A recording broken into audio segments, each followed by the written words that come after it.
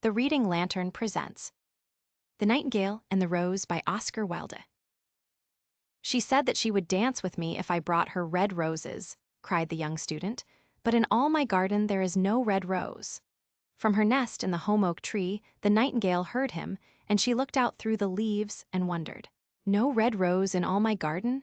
He cried, and his beautiful eyes filled with tears. Ah, on what little things does happiness depend?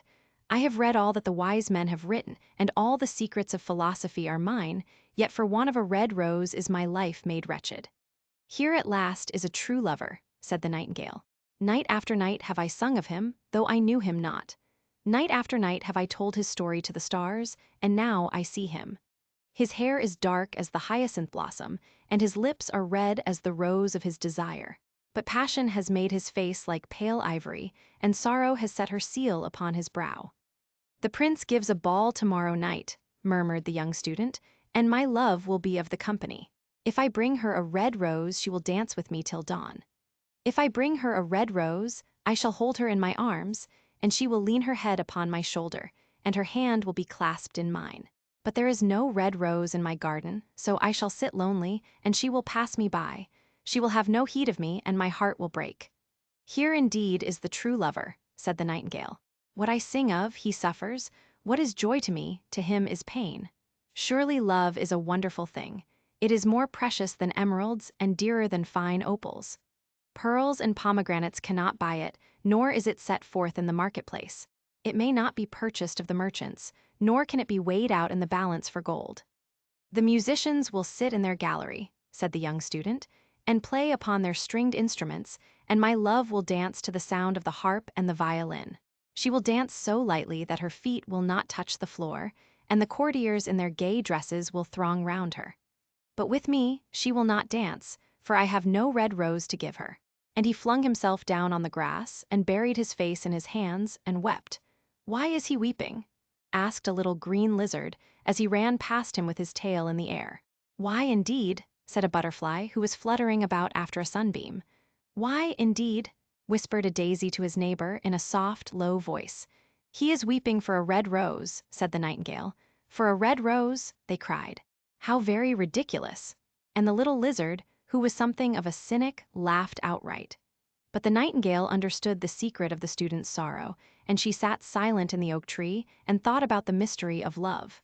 Suddenly she spread her brown wings for flight and soared into the air.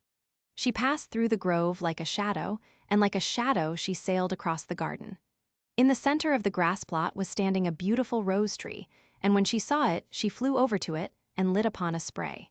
"Give me a red rose," she cried, "and I will sing you my sweetest song." But the tree shook its head.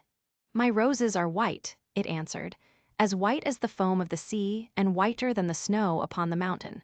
But go to my brother, who grows round the old sundial, and perhaps he will give you what you want."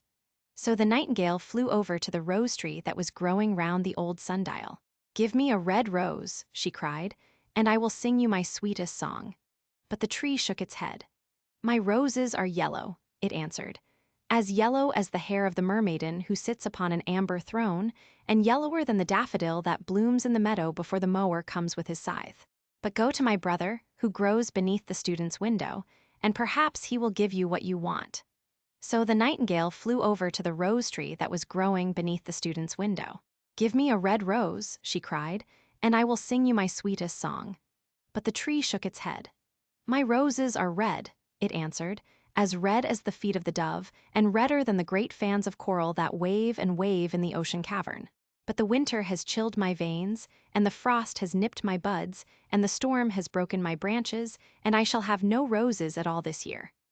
"One red rose is all I want," cried the nightingale, "only one red rose. Is there no way by which I can get it?" "There is a way," answered the tree, "but it is so terrible that I dare not tell it to you." "Tell it to me," said the nightingale, "I am not afraid." "If you want a red rose," said the tree, "you must build it out of music by moonlight and stain it with your own heart's blood. You must sing to me with your breast against a thorn. All night long you must sing to me, and the thorn must pierce your heart, and your lifeblood must flow into my veins and become mine." "Death is a great price to pay for a red rose," cried the nightingale, "and life is very dear to all. It is pleasant to sit in the green wood, and to watch the sun in his chariot of gold and the moon in her chariot of pearl. Sweet is the scent of the hawthorn, and sweet are the bluebells that hide in the valley, and the heather that blows on the hill. Yet love is better than life, and what is the heart of a bird compared to the heart of a man? So she spread her brown wings for flight and soared into the air. She swept over the garden like a shadow, and like a shadow she sailed through the grove. The young student was still lying on the grass where she had left him, and the tears were not yet dry in his beautiful eyes. "Be happy," cried the nightingale. "Be happy, you shall have your red rose. I will build it out of music by moonlight, and stain it with my own heart's blood. All that I ask of you in return is that you will be a true lover, for love is wiser than philosophy, though she is wise, and mightier than power, though he is mighty. Flame-colored are his wings, and colored like flame is his body. His lips are sweet as honey, and his breath is like frankincense." The student looked up from the grass and listened, but he could not understand what the nightingale was saying to him, for he only knew the things that are written down in books. But the oak tree understood and felt sad, for he was very fond of the little nightingale who had built her nest in his branches. "Sing me one last song," he whispered. "I shall feel very lonely when you are gone." So the nightingale sang to the oak tree, and her voice was like water bubbling from a silver jar. When she had finished her song, the student got up and pulled a notebook and a lead pencil out of his pocket. "She has form," he said to himself as he walked away through the grove. "That cannot be denied to her, but has she got feeling? I am afraid not. In fact, she is like most artists. She is all style without any sincerity. She would not sacrifice herself for others. She thinks merely of music, and everybody knows that the arts are selfish. Still, it must be admitted that she has some beautiful notes in her voice. What a pity it is that they do not mean anything or do any practical good." And he went into his room and lay down on his little pallet bed and began to think of his love, and, after a time, he fell asleep. And when the moon shone in the heavens, the nightingale flew to the rose tree and set her breast against the thorn. All night long, she sang with her breast against the thorn, and the cold crystal moon leaned down and listened. All night long she sang, and the thorn went deeper and deeper into her breast, and her lifeblood ebbed away from her. She sang first of the birth of love in the heart of a boy and a girl, and on the topmost spray of the rose tree there blossomed a marvelous rose, petal following petal, as song followed song. Pale was it at first, as the mist that hangs over the river, pale as the feet of the morning, and silver as the wings of the dawn. As the shadow of a rose in a mirror of silver, as the shadow of a rose in a water pool, so was the rose that blossomed on the topmost spray of the tree. But the tree cried to the nightingale to press closer against the thorn.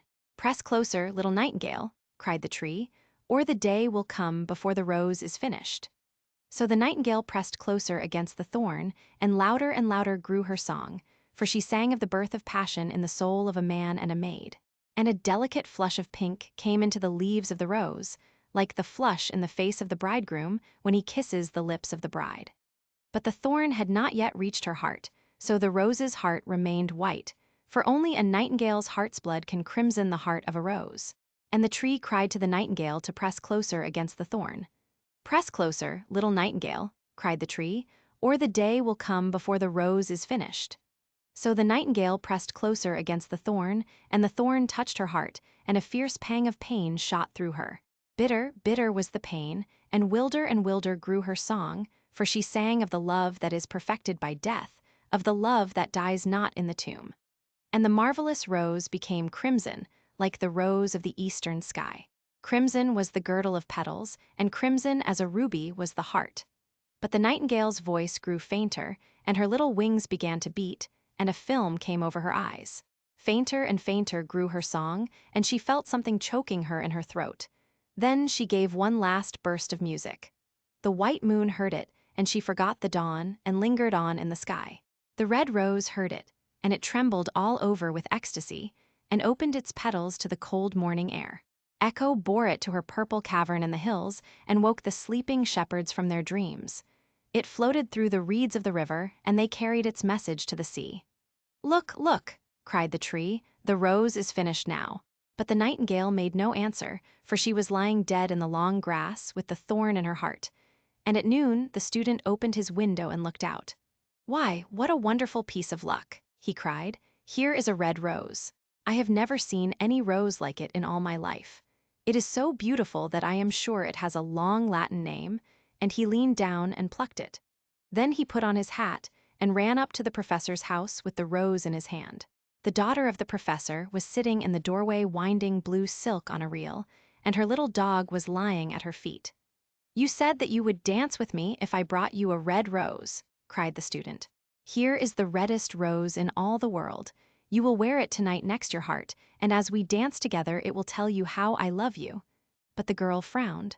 "I am afraid it will not go with my dress," she answered. "And besides, the chamberlain's nephew has sent me some real jewels, and everybody knows that jewels cost far more than flowers."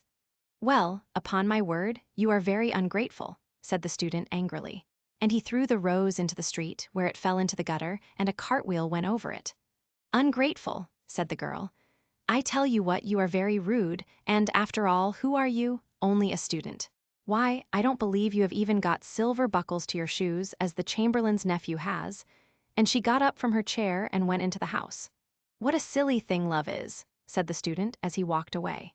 "It is not half as useful as logic, for it does not prove anything, and it is always telling one of things that are not going to happen, and making one believe things that are not true.